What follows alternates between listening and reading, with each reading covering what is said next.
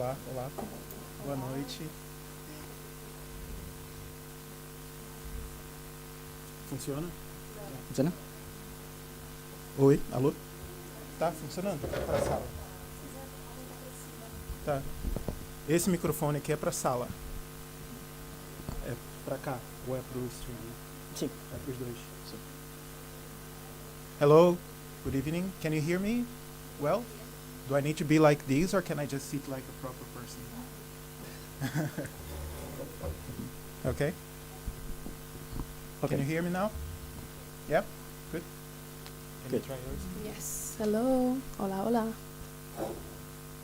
Can everyone hear me? Very good. Thank you so much to our guests to try our microphones and sound. Thank you. And thank you also to all of you to be present tonight. And thanks for your patience. We really appreciate it. So tonight we will continue with the program of the activities, and we will host together the Cinema in Conversation Latin American Races in Films from Life's Experience to Anti-Racism Actions. We will have during the conversation to Dr. Leonardo Custódio from Anti-Racism Media Active Alliance and Paloma Sandberg from Good Hair Day Helsinki.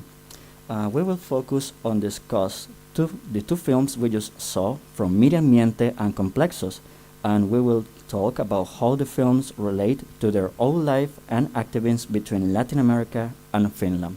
Welcome everybody. Thank you. Thank you.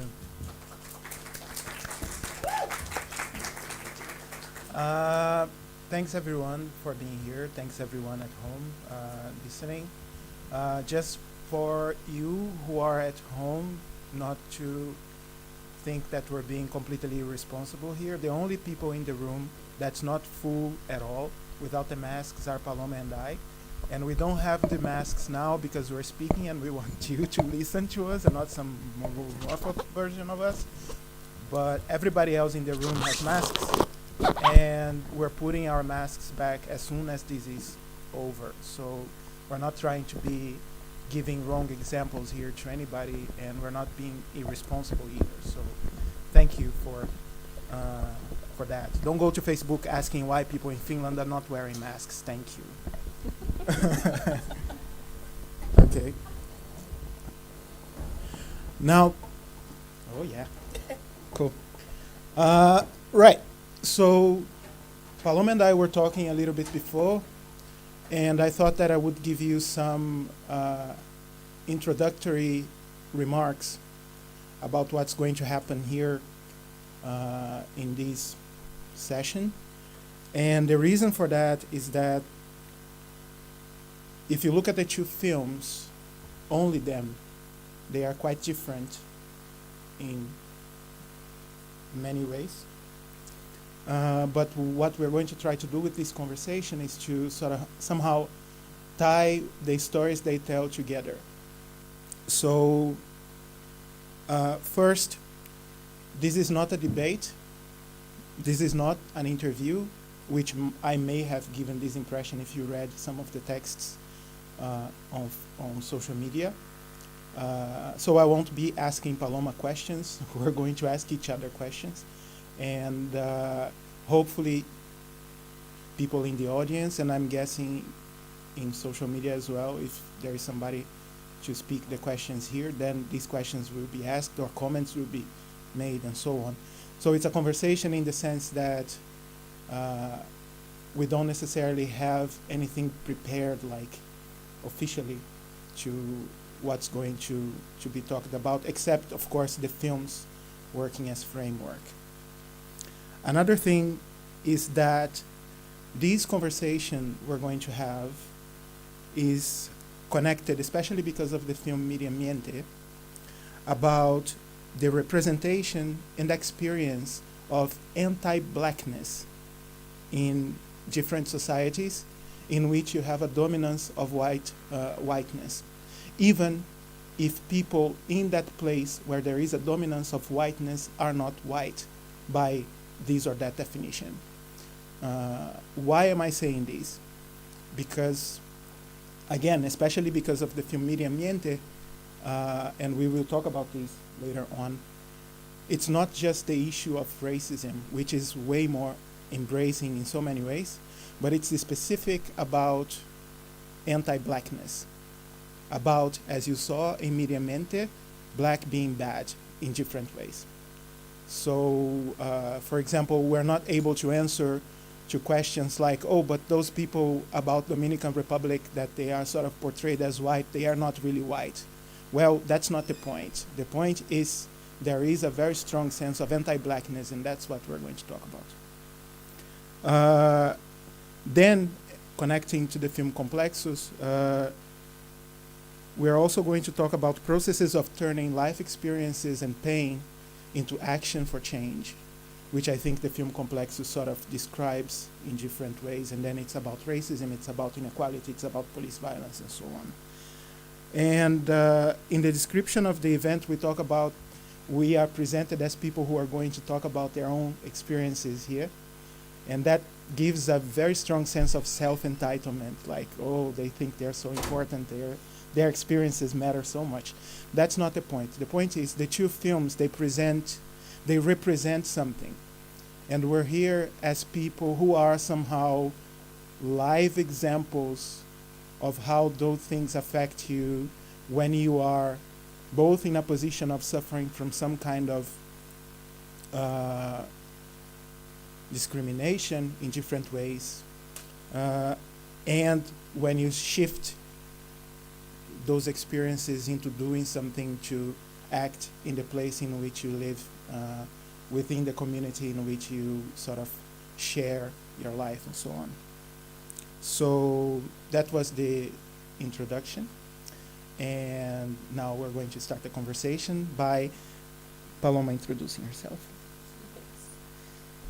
Thank you, Leo, first of all, for asking me to participate in this conversation. I've been looking forward to this for many weeks, and finally the day is here, so thank you. And I also want to thank everybody who came here tonight to listen to us, and everybody watching from home as well. Hopefully you can hear me. Yes. So firstly, I'm going to introduce myself. My name is Paloma Sandberg. I am an activist, soon to be graduate of bachelor's degree with hospitality management, tourism and event planning. I'm also a community organizer, a swim teacher, event organizer, and I'm one of the collective members of Good Hair Day Helsinki since 2019. I started in 2018 in the collective at the event as a volunteer, and then I kind of shifted into the core collective. So yeah, that's my story. I'm gonna shortly introduce how I'm connected to the Miriam Miente movie. My mother is a white Finn, and my dad is a black Dominican. I was born here in Finland, in Kotka, and the first 6 years of my life we spent in Puerto Plata, Dominican Republic. And so, yeah, the movie really hit very close to my heart, and it's gonna be an emotional discussion for sure. But yeah, I'm happy to be here, and yeah, thank you once again. Yeah, now after, I'll hold the microphone like this if that's fine, so you don't need to come like back and forth changing the microphone. Yeah, so about myself, my name is Leonardo Custódio. I'm a Brazilian postdoctoral researcher at Åbo Akademi University in Turku. I've been in Finland since 2007, doing pretty much academic work, MA, PhD, and now postdoctoral research, first in Tampere and now at Åbo Akademi. In this process of doing research, I realized that the outputs of academic work didn't fulfill me as much as I would like, so I started coming closer to artists. Yeah. Okay. So, is it better? Is it better for you here in the room? Yeah.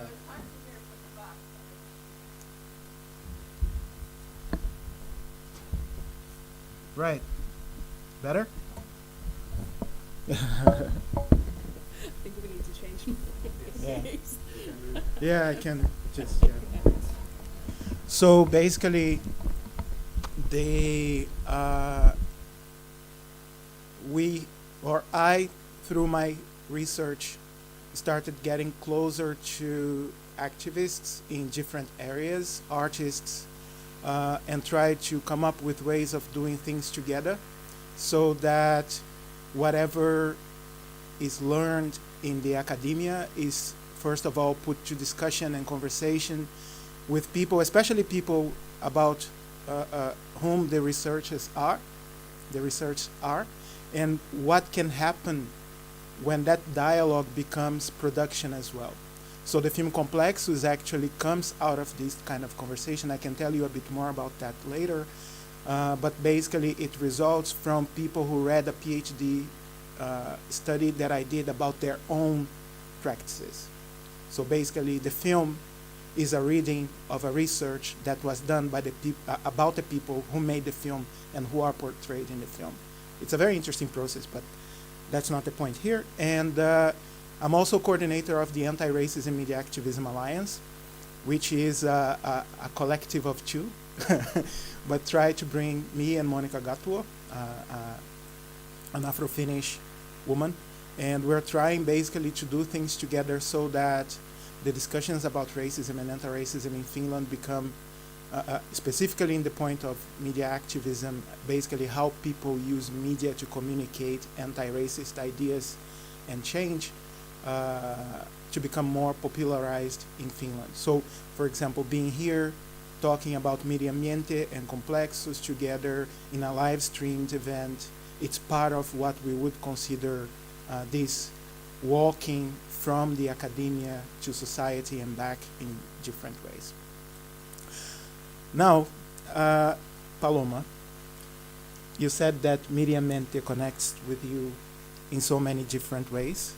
And we're going to start talking about Miriam Miente basically because it's sort of life experience, and then we go to Complexos, which is what we do as activism and how that connects with us. What makes Miriam Miente so important and somehow like powerful to you as a film?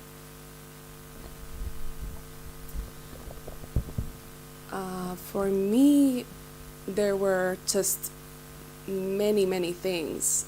There was a lot to unpack in the movie, like the racism and the anti-blackness that you mentioned as well. It really hit to the core, and I actually watched the movie 2 times before today, and even today when I watched it, I was like, oh, wait a minute, some scenes kind of opened up to me in whole new different ways. But there was just so many things that kind of were lingering in the air, like the racism and the anti-blackness that weren't necessarily brought up, but you can, as a viewer, you could definitely sense it in the air. And so that is something that I can relate to, and both of my families, and especially Miriam in the movie, kind of switching when she's with her white mother, and then when she goes to the house of her black father. I've felt the same way. Most of my dad's side of the family live in New York City, in Bronx, which is mostly populated by black Dominicans. And so every time I visit them, it's like going back to Dominican Republic in a way. But in a sense, I've always felt like the outsider because I grew up in both places in Puerto Plata, but mostly in Finland. So when I go to the Bronx, I feel at home, but then, you know, in the family, mm, it's kind of like the same subjects as in the movies. We don't really talk about these things, like anti-blackness or racism, but it kind of always pops up here and there. And I think there was kind of an awakening when I grew up here, and when I started to get in my early 20s, I started to kind of think about these things more.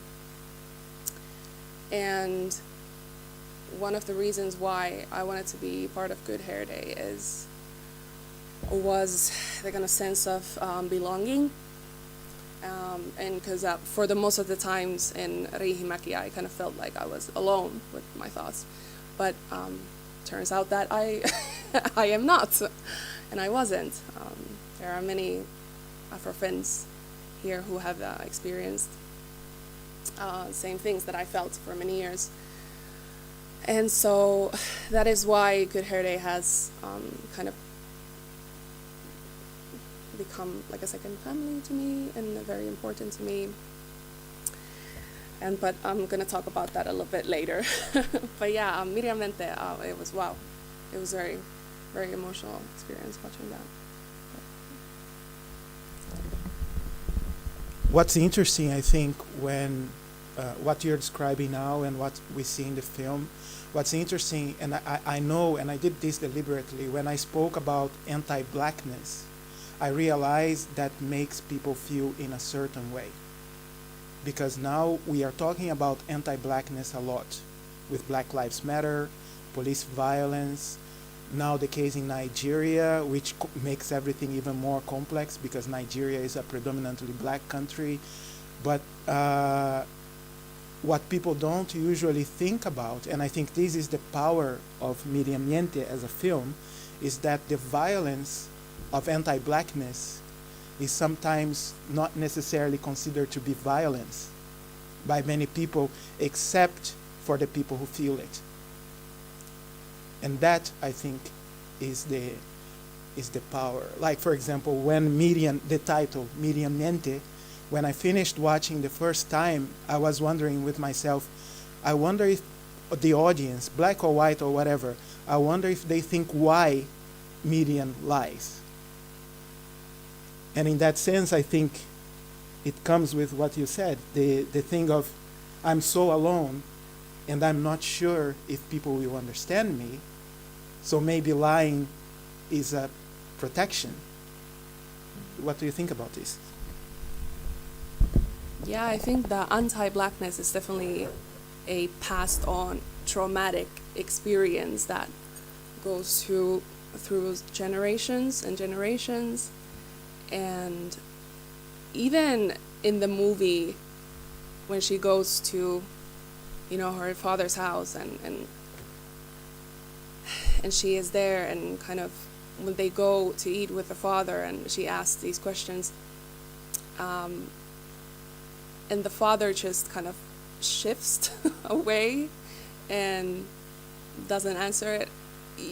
I think Miriam knows what the reason is, but I can see with many Dominicans, and I'm not like generalizing here, but it's generally like an issue within the Dominican Republic community, is that it's kind of pushed down the problems.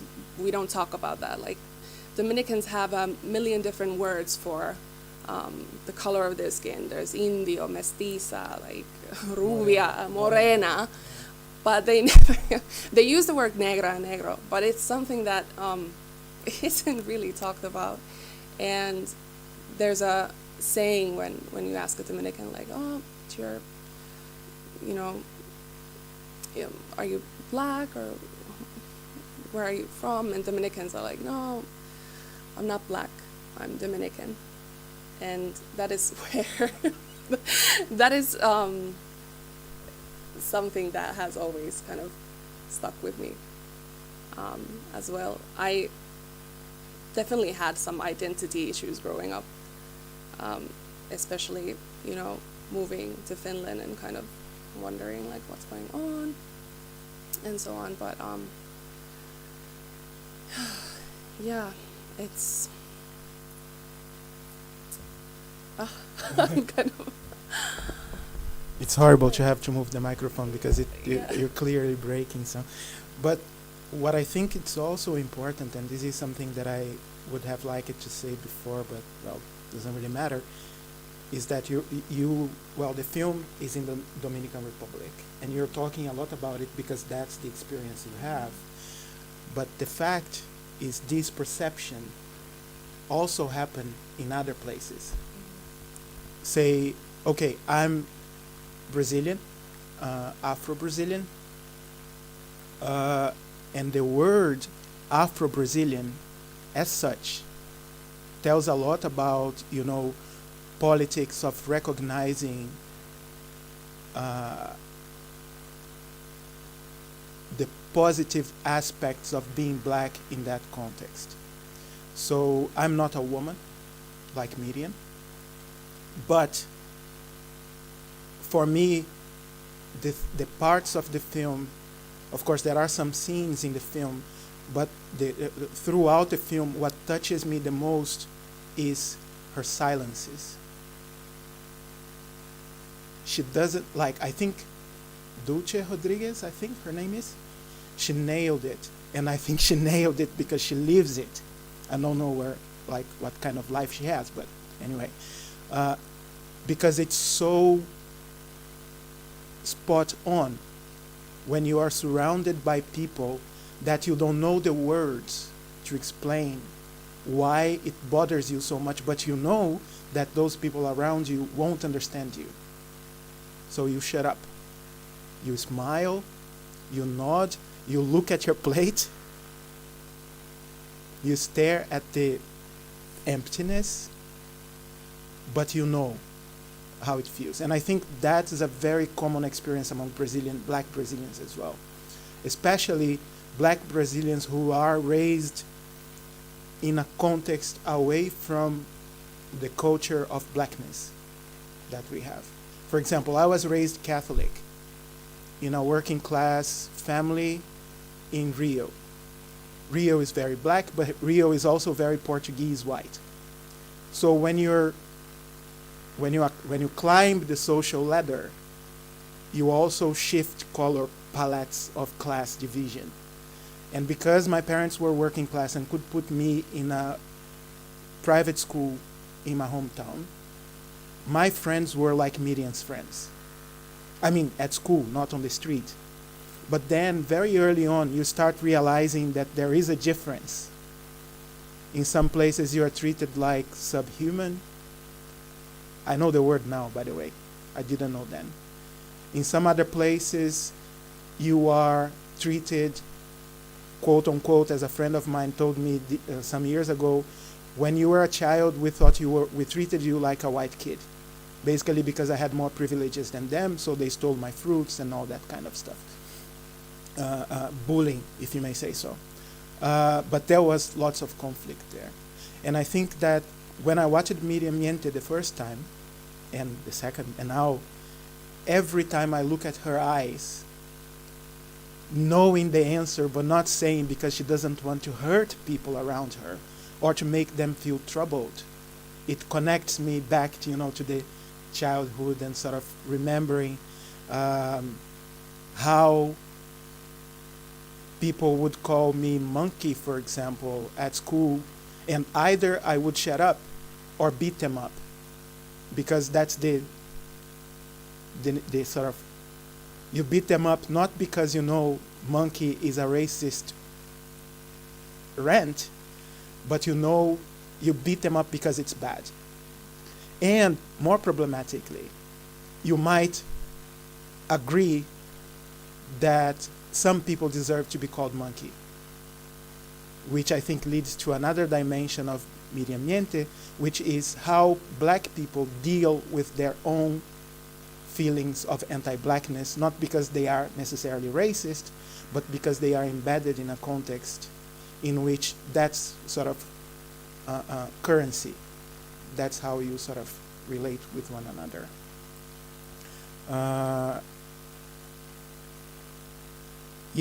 So Was there any specific shift, happy moment?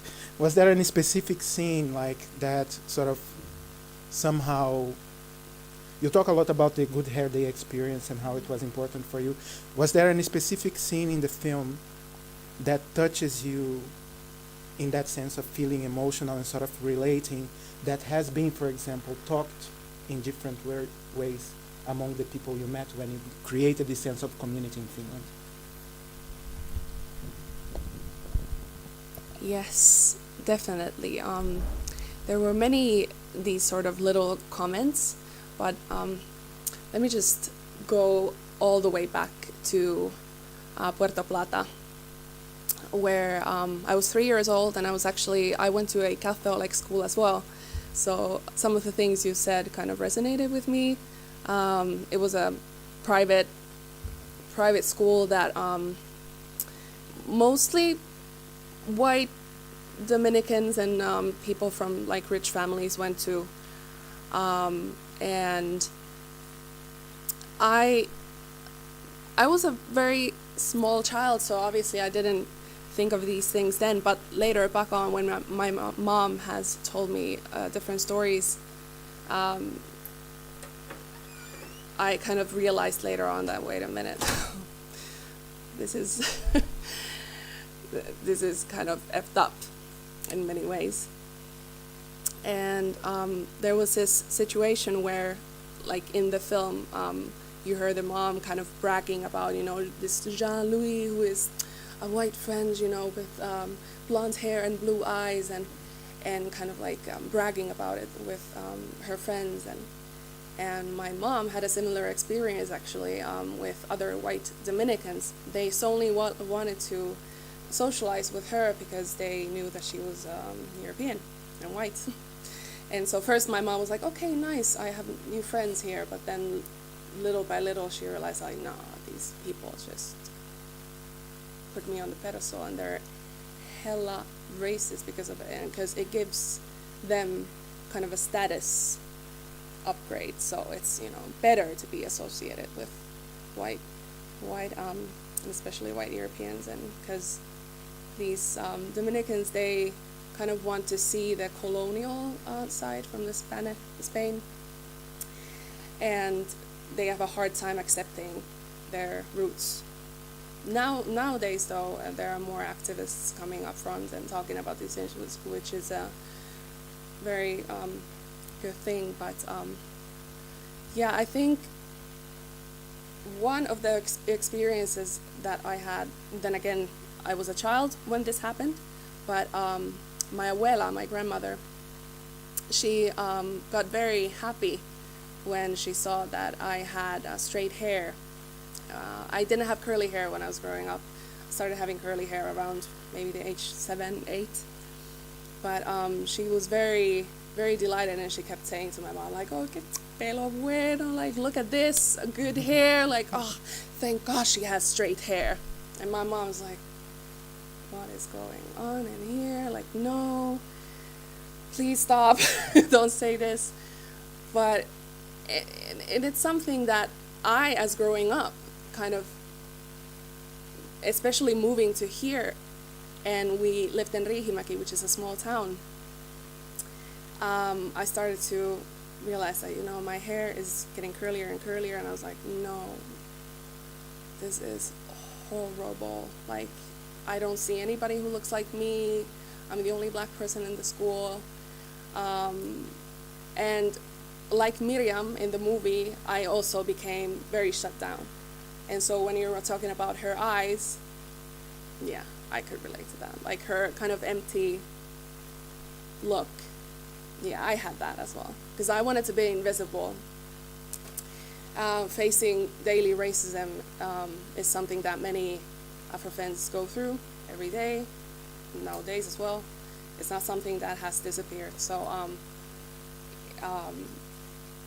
kind of facing that, I didn't want to give people another reason to, notice me. So I wanted to make myself as small as possible. So that meant straightening my hair,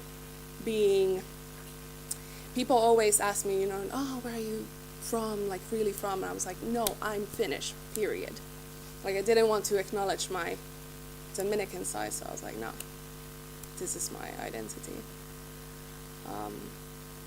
So this was around middle school, I would say. Around high school, I started to get more, like I started to educate myself and kind of like going through my roots more and so. And then in my early 20s, I actually found about Good Hair Day. And that is something that I remember the first time I went there was, actually it was only 2 years ago. But I kept thinking the whole time, like, wow, if I would have had this experience when I was, say, Miriam's age or younger, I think things would have been totally different in many ways. Because just seeing the representation and being around, you know, black people and people who look like you, and blackness is something that is celebrated and not minimized, and that's something that you have to, you know, kind of hide away from. That would have been so amazing, and that is the reason why we do what we do, just to see the children kind of mesmerized and, you know, looking like, wow, Mom, look at these, like, that girl has the same hair as me, and so on. So yeah, I have grown a lot in the past few years because of it, and looking through social media as well as other Afro-Dominican activists doing their thing, you know, and speaking about the issues of anti-blackness within Dominican Republic and everywhere else, which has given me a lot of confidence and boost and so on. So yeah, I could go on and on. But what's interesting is when you talk about your age, you know, like when you, every time in my head, there is a book in Brazil by a woman. She's also, one of her parents is white, or Brazilian white. Yeah, I know it's a weird construct, but let's go with that. And the book is about when I discovered myself to be black. And that's interesting because it's a new book, but that's pretty much like what many people, like I'm 41, so a bit older than you, but like people my generation raised in the 90s and so on, we all talked about it in different ways. Like, when did you figure out you were black? And this is a very strange thing to say, because you're now looking at me and it's like, what? Like, don't you have a mirror at home? Like, what? But it's really strange, because I remember, and this is what connects with Miriam as well, because let me go back to the film a bit. Sorry if you're at home and you didn't watch, you should have. It's really good. Watch it later. I'll try not to spoil so much for you. Now, in the film, there is a point, the conversation she has with Jennifer, in which she reveals to Jennifer that Jean-Louis is black, right? I'm sitting there. Of course, I knew that Jennifer wouldn't say anything, but I'm like, why? She has to be told she's black. She has to be told she's black. Because she knows, I know she knows, but she hasn't worded it. Right? And that not wording in that context, in that situation of, you know, dealing with anti-blackness forever in a symbolically violent way, that when you're told or when you speak, that's when you, yeah, I'm black. It's not just that you're stating, you're removing the burden, you're entering a whole new level of complexity and confusion in your life, but you stop feeling you're worse than others. So I think that I remember when I discovered I was black, right? I was like I said, I studied in a private school, so most of my, not all of them, but most of my schoolmates, they were white, Brazilian white, however you want to understand it. And then we had this 8th grade, so it's pretty much the same age as Miriam. So we were finishing the 8th grade when we have this sort of celebration, you know, because after the 8th grade, not everybody goes on with their studies. Some people decide to work, go to technical studies, and so on, at least at that time. And we had this final celebration, like a graduation for the 8th graders. And one of the things we had to do was to have a party in a friend of ours who lived in the center of the city, which meant she was rich for the context. So she had a camera, like a huge one of people older or like my age or older, they will remember that this is a huge advance from those huge cameras that you put the VCR tape inside and film, and the light is horrible and so on. Because the light is horrible, we were watching the tape, and I told my friends, like, who's that black guy? I don't remember seeing any black guy there. He's so dark. And then all my friends looked at me like, that's you. I was like, huh? And that is when it clicked. Because in my head, of course I knew I was black. My parents are black, my sister, all my friends on the street, but I never imagined myself being that black. And I think this idea of that connects with what you said about all the terms, you know. I don't know, for those who understand Spanish, at the time when the uncle of Miriam's uncle, Miriam's Dominican white uncle, he was talking about her father and how her father was out with a woman. The translation doesn't do justice because he's talking about a beautiful woman and he uses morena. In that context, morena is a power, is a coin, is what you understand by Latina, J-Lo, whatever it may be. In Brazil, we use the word morena, moreno, and the Brazilians here can tell me whether I'm lying or not, as a way of stepping up without claiming to be white, because we can't. But we can claim to be moreno or morena. And the idea behind that is not because you know you're lying to yourself, but basically because you don't want to be put in the black box, even if you are in the black box. And that's, I think, how the experiences, again, connect with Miriam, is that we don't have how she describes herself, which is a pity in a way, but it leaves you also open. I wonder how she thinks of herself. What words does she use in her head? Because she doesn't describe herself to the guy in the chat room. She silences when people look at her like, you're different, but she doesn't say anything when the boy who is darker skinned than her comes in the room, and to make her feel more comfortable, she pushes the box away so that the blame goes to the blacker boy. So I don't know how she defines herself, but it's clearly something that puts her in a very big dilemma. I've definitely used the word morena to describe myself.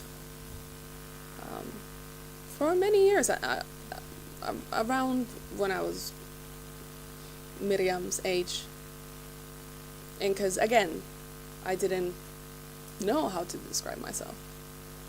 I didn't know what type of, and I was very confused because like I wasn't enough in either of the places I was in.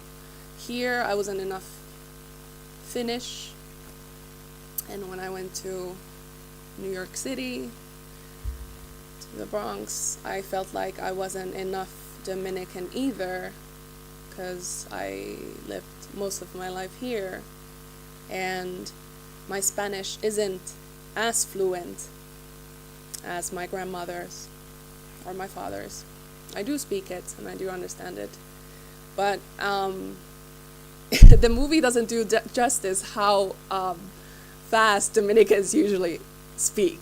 Like it's like every Latin X person knows that Dominicans speak hella fast, and the accent is there, like it's very strong, and we use different words and stuff like that. So, but I'm used to it because that's what my family. That's how my family talks. But still, you know, I always remember my Theo's comment. I think it was last time I saw him, which was a few years ago, 2017 or something like that. And he asked me, like, Paloma, so how is your Spanish? So how is it? And I know it's not a huge comment, but to me it felt like he was kind of minimizing or saying that, you know, I need to get better with my Spanish, and otherwise, you know, I'm not enough Dominican or so. How did you feel, Leo? Because you told me that the ending scene for you was quite emotional, where the boy arrives to the party. Why was that so emotional to you? Could you tell me? That's something as well. I was thinking here how to.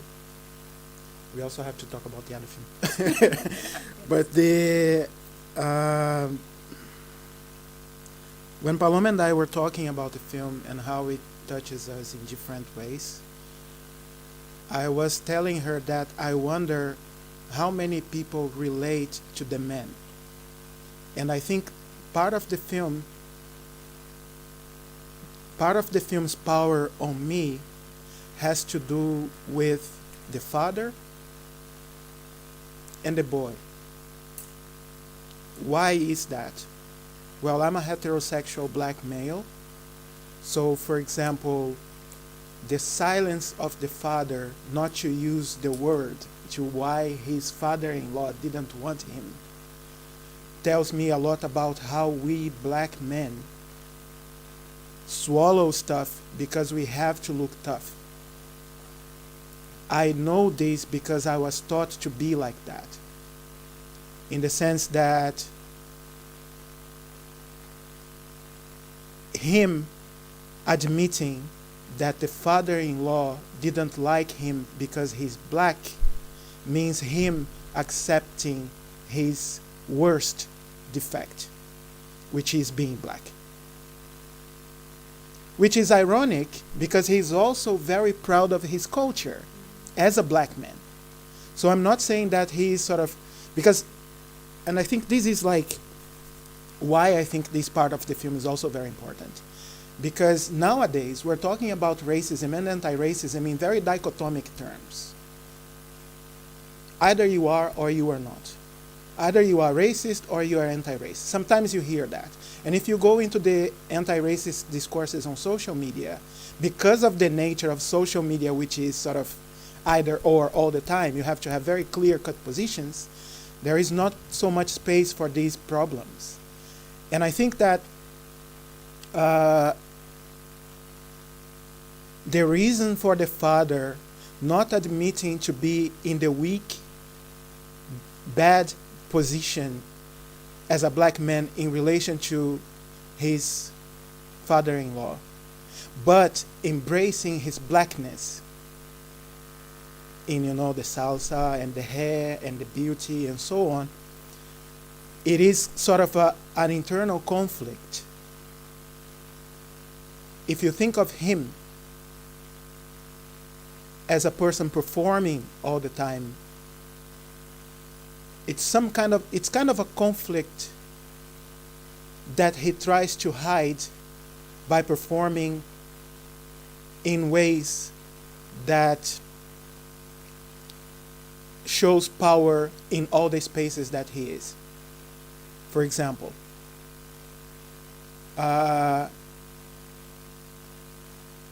when I was a teenager, I had never kissed anybody, so I was like, 12, 13?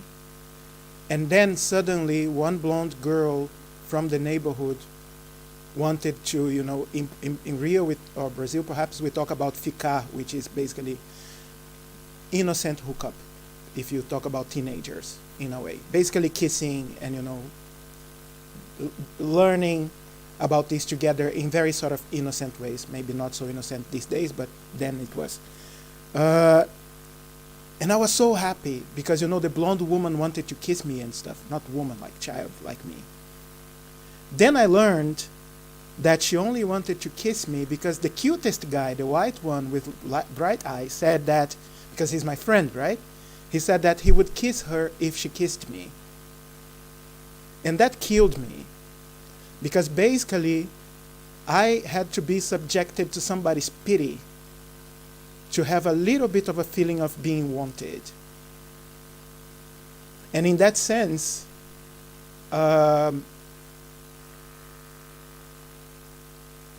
it connects with the father in the sense of like, so basically being black does affect how this happens.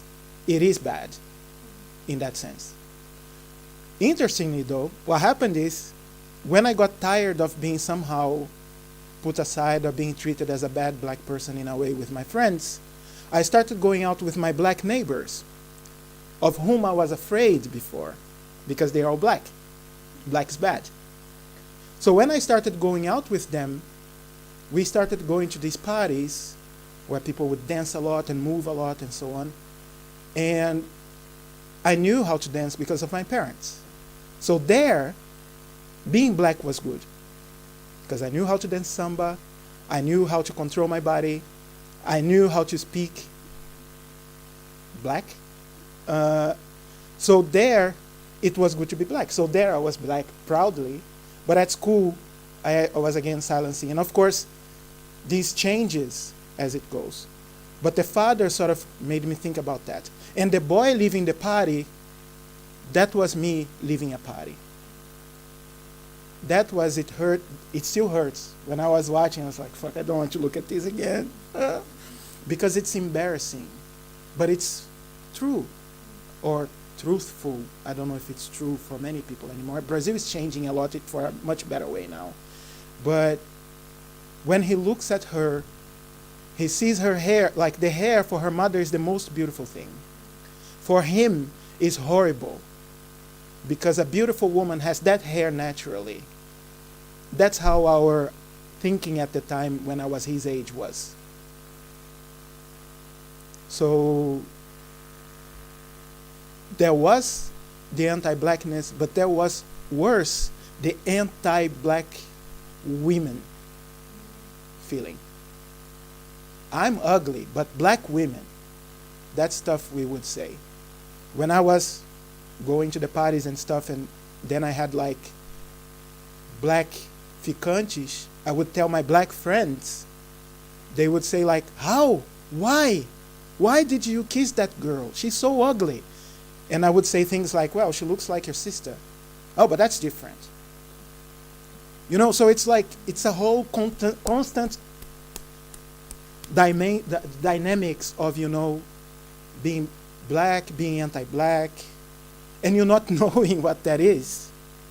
That's really painful. So now I don't know. I think I got used to talking about this so much, but it's still very sort of like, eh.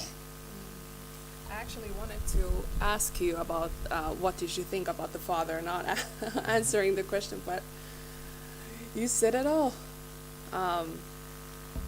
It was definitely a punch in the gut for me as well, watching, you know, the father get so quiet and Miriam kind of wanting the answers from him, because I have been in that position, and he actually reminds me of my father quite much with the silence, but also with the merengue and salsa, like dancing together, like being joyful and so on, but not really talking about the issues within the community.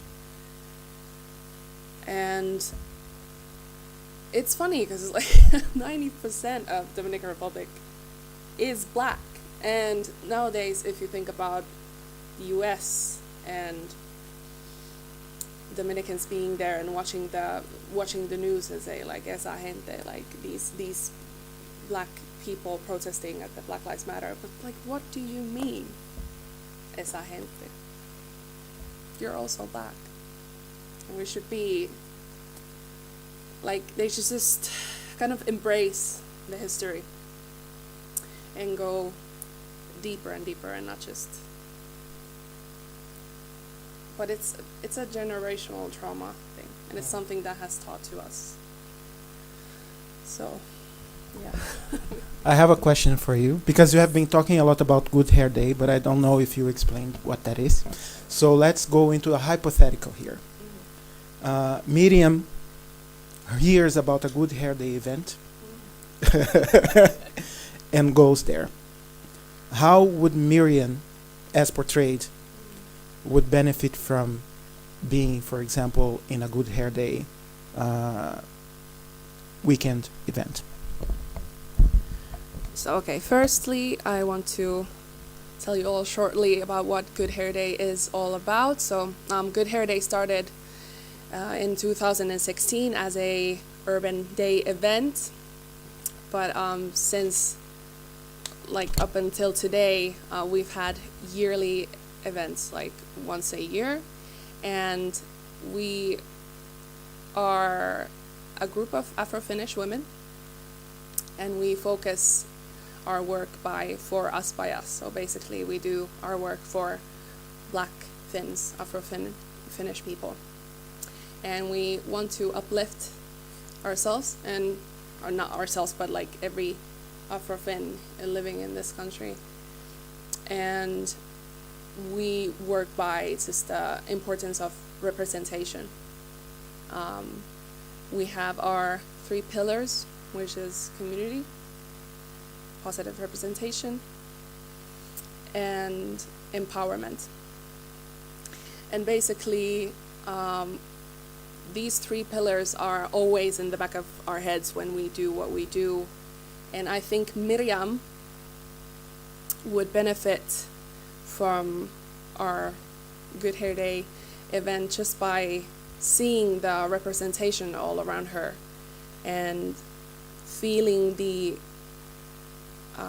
feel of empowerment, so to say. And we celebrate Afro hair. And even though Good Hair Day is something that for most people it would be like, oh, do we just talk about hair? No, we don't. I mean, it's an important aspect, but it's an entryway to discussion related to Afro-Finnishness and our identity and the issues within, this country. And we talk about different things related to those. So I think Miriam, I think she would see that, being Black and having Afro hair is something to be celebrated about, and that she is beautiful. She doesn't need to straighten her hair to fit in or so on. And I think Miriam would make a lot of friends in Good Hair Day, don't you think? Because just by seeing in the movie, Miriam doesn't really have any Black friends, because she is growing up in a place where there isn't necessarily many Black people, or the mother doesn't really want her to be around with other Black Dominicans. So I think Miriam would definitely get to know other people of African descent and kind of share the similar experiences. And I would like to think she would feel empowered, because I see myself in her, and if I would have been her age and gone to Good Hair Day, that would have been my experience for sure. And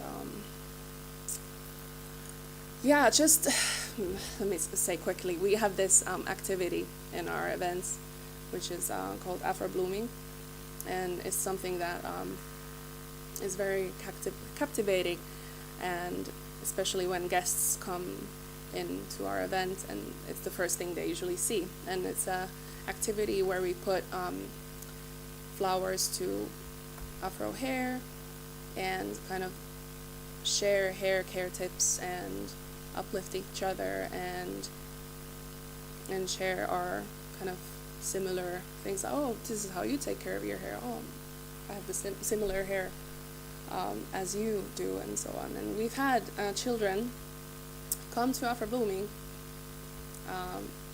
like Afro-Finns, and little children, and it's just, it breaks my heart when they say like, no, you cannot do this to my hair. Like, this is not for my hair. In kindergarten, they try to braid my hair, but they say it's not possible because I have bad hair and so on. So we try to tell the kids like, no, this is exactly for you. This is made for you. And I mean, the flowers stick way better in Afro hair anyway. So we try to kind of, uplift them and share that positive representation, because it's so important, especially for children and teenagers, growing up and going through these things. So I think Miriam would benefit in different ways. Yeah. It sounds like she would definitely.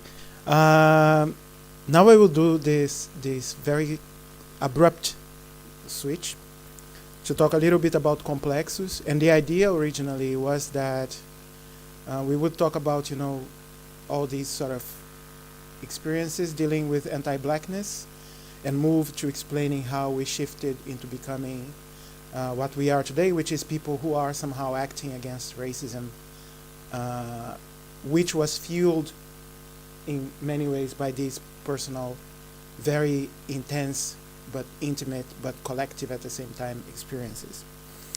And as part of the people who were involved in Complexos, I will just now go very quickly on how that happened. I told you in the beginning, right?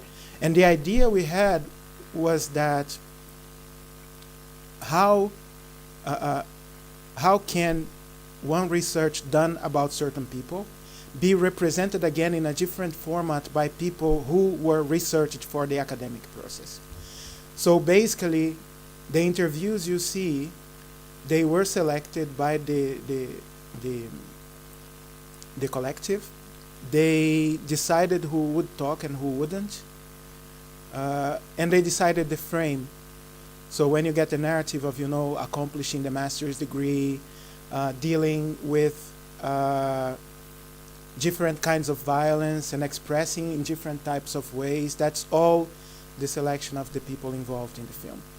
And one of the things that always makes me feel emotional about that is that the decisions they made with the limited resources they had to tell a story in a way that's truthful to them. So sometimes people ask me like, oh, why interviews? That's so boring, like they're sitting there and stuff. Because like the one of the photographers says, people learn by talking. So the idea of having the interviews was to portray the conversational approach. If you understand Portuguese, and especially if you understand Rio's slangs and stuff, you will see that when they speak, because they know the people behind the cameras are their peers, the way they speak is not formatted for documentary. They are speaking like they speak. Like the slangs, the cursing, the, I don't care about the microphone and I cry. That kind of interaction is present there because it was a film made by peers about peers. Now, how does this relate with this process of changing and stuff? All of them, both the people who made the film and the people who were in the film, no one of them had what you would say as political training from an early background to become activists. The understanding of activism is connected with changing the place where we live, which for me is connected with contributing to people to realize racism and how it affects lives, because it affects me. I don't know, maybe that's also, by the way you're describing, that's the same way. And some people who have seen the film and say that that's very emotional is that because even though there is the element of anti-racism in Complexos, people tend to relate a lot with the process that they all had in becoming something that they consider to be a powerful contribution for change. Be it poetry, be it graffiti, like the excitement of an older man talking about how emotional he gets. Because, you know, kids were coming to him and like, how do I learn to do this? In terms of graffiti. The theater, the actors, all of these people, they are somehow using what they know to improve the place where they live. So this was a quick monologue about Complexos, so we don't end without talking about it. But I know like the time is running short, so does anybody have like some comments or something? I know that most people here are not black. No? But I think it's important that you know that you can also talk about these things. So it's not like a story by us. If there is anti-blackness, it's because there are other groups of people that are somehow considered socially, historically, as better than black people, so that there is anti-blackness. So I think everybody has a chance to somehow contribute to this conversation. So please do so if you have anything to say. We have some minutes. 5 minutes. I wanted to say quickly that because you talked about, and Complexos was a very touching project for me as well, watching it and to seeing these different Afro-Brazilians doing their thing and kind of contributing in different ways to activism. And it kind of goes to say that there's not one way to do this. Like you can be a photographer, you can be an artist, a graffiti, a songwriter, however it is. We need all of you. Like, it's not just one way that you have to be in the forefront or of some march to be an activist, or that you have to be a part of a political party. Just by existing as a black person in Finland, for example, is already a political thing, and whatever you do, and it's something that you don't need a higher education to go through this. I think people have this misconception that you have to be a very highly educated person and to talk about these things, or you cannot be an activist if you're not, if you don't have years and years of experience, because I do not. I haven't been doing this for a long time, and it still makes me nervous when I'm up here talking about these things, but just by being here and talking to you and talking to you, Leo, has kind of given me another boost as well, and so on. So yeah, you do an important work, and this project was incredible. So yeah.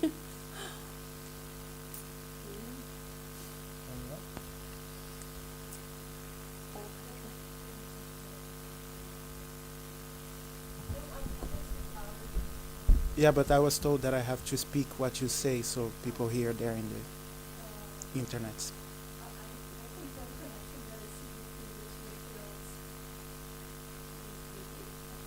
I think one of the connections that I see between the two films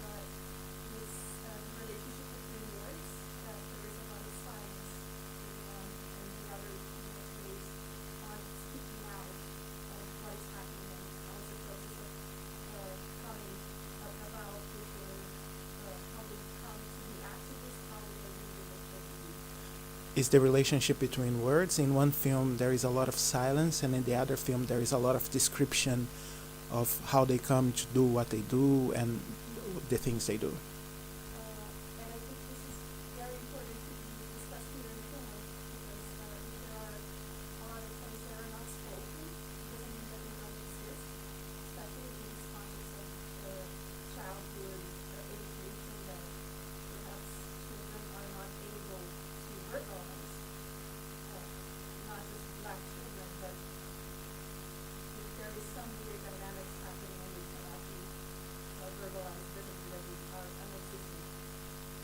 And this is really important in the context of Finland because, you know, if something is not being verbalized or said, it doesn't mean it doesn't exist. And this is really important in the context of children and child education.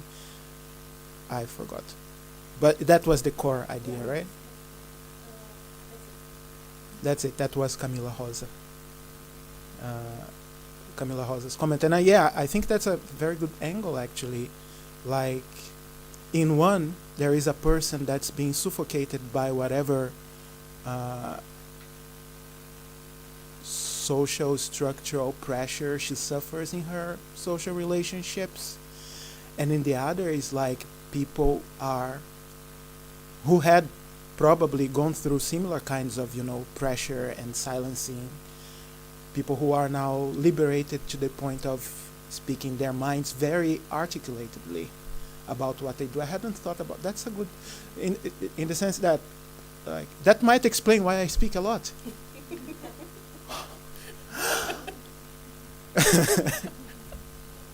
Okay, yeah, cool.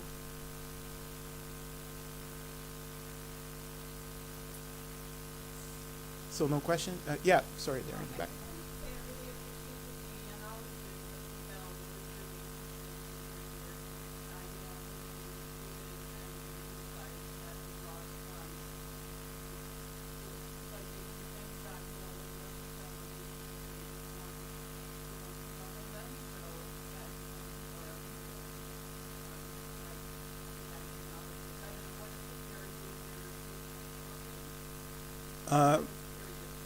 But which film are you talking about?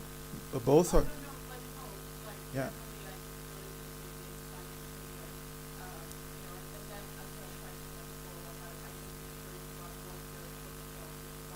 Yeah, yeah.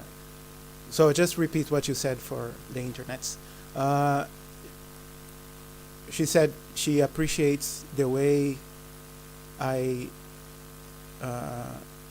presented the films, sort of analyzing the films while talking about them. That was the core point, right? And what I do as a postdoctoral research. Basically, my main sort of I say that my research question for life is how people who suffer from inequalities and different forms of discrimination use means of communication for change. That's what I want to study for the rest of my life. But doing this in different ways. So before in favelas, against like this urban inequality violence, now anti-racism. Problematically though, everything is all very close to me, so it's really hard to work sometimes. Like it becomes really heavy as a process, but it's also very exciting, for example, when films like these come up and events like these and conversations like these. Yeah. Thank you for asking. Right? Do I close now? Yeah. Nora is telling me with her angry eyes that this is supposed to be finished. So thank you very much. I'm playing with Nora. Nora was very kind and very helpful throughout the process. Thank you very much for being here. Thanks very much for listening and watching the films. Thanks very much for paying to watch the films online to support Cinemaíssi. And yeah, we are both in social media. So if you see the links of the event, you will see our personal profiles and contacts. So I suppose if people have any kind of questions or interesting comments and so on, can contact us directly. And for those people who are here, the Maio Mancuva Alert edition that's here has a story with Akuna Owen, who is also part of the Good Hair Day collective, so if you want to know more. And there is also a story about an interview with Sasha Huber and Tanya Nathan. And Tanya is releasing her book tomorrow at Åbo, which is a book that we're also supporting. It's a book of poetry and prose called Daughter of Immigrants. And we're very happy to have helped her put the book out, because one of the challenges for her was to find a publisher. And that's one of the things we're going to be talking tomorrow as well, about how sometimes people have stories to tell. They are very talented in telling these stories, but the structure just blocks them from being out. So thank you very much, and see you around. Thank you.